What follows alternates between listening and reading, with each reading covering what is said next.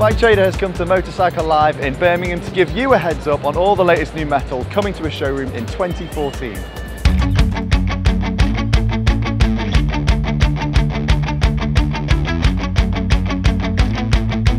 There are three key themes with Motorcycle Live this year. The first one being the continued growth in the touring market, and no company is more experienced or offers more heritage than Harley-Davidson. And this year the company has launched an all-new partially liquid-cooled engine under the development name Project Rushmore, and that's going to go in to inform the 2014 model year versions of the Street Glide, the Electra Glide and the Road King.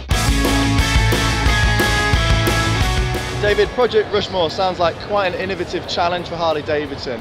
I mean, what's been the reaction to going into a partially liquid-cooled engine? Hugely positive. I think the customers can understand the benefit, the increased dissipation of heat is going to give them.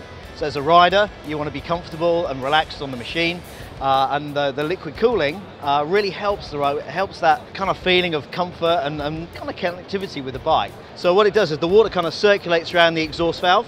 And there are two radiators, one in each of the leg shields here. So it's a very discreet way that we've designed it, so that it still keeps that fantastic V-twin look, sound and feel. It's just a bit more comfortable. Yeah. It's the agility that we've managed to build into the frame, the chassis and the front suspension. By changing the steering head and adding a 49mm front fork, it's enhanced the riding experience dramatically.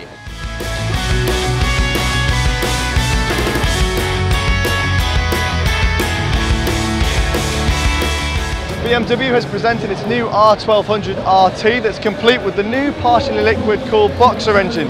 But if your touring priorities are more highlands than highways, then you'll probably appreciate this. It's the R1200 GS Adventure.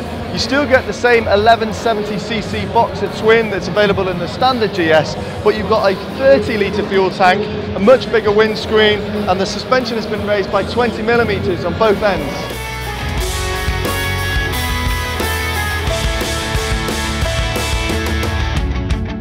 Suzuki is introducing a higher capacity 1000cc version of its popular V-Strom to bring it back into contention with the adventure class. It's going to be priced around £10,000 and be in showrooms by February. This CTX 1300 from Honda may look like it's just ridden off the set of Blade Runner, but it is in fact a totally new, production-ready and pannier-equipped tourer that uses the same 1261cc liquid-cooled V-twin that you get in the Honda Pan-European ST1300.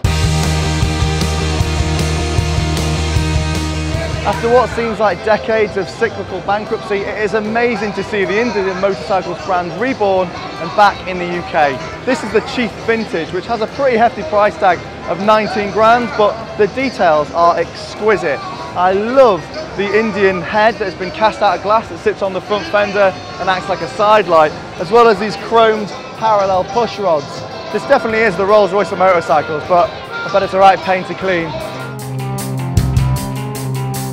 The second key trend for 2014 is going to be around personalisation, and we're back on the BMW stand because this R9T is ripe for reinvention. It was originally presented a few months ago to celebrate 90 years of the company. As you can see, it's a very retro modern interpretation of all of BMW's motorcycles, but crucially it still retains the air-cooled boxer twin with 110 horsepower that we know and love. The other cool thing about it is a lot of this is actually modular. They actually co-developed this bike with Roland Sands, so it means you can basically chop and change loads of different bits with it, and I absolutely love it. Yamaha is another company that's tapping into its sports heritage with the XV 950.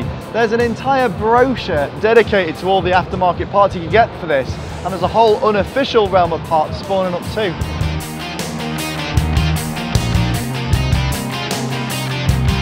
The third theme for 2014 surrounds the resurgence of big capacity nakeds, and leading that charge is one of the original headbangers, the Aprilia 2.0.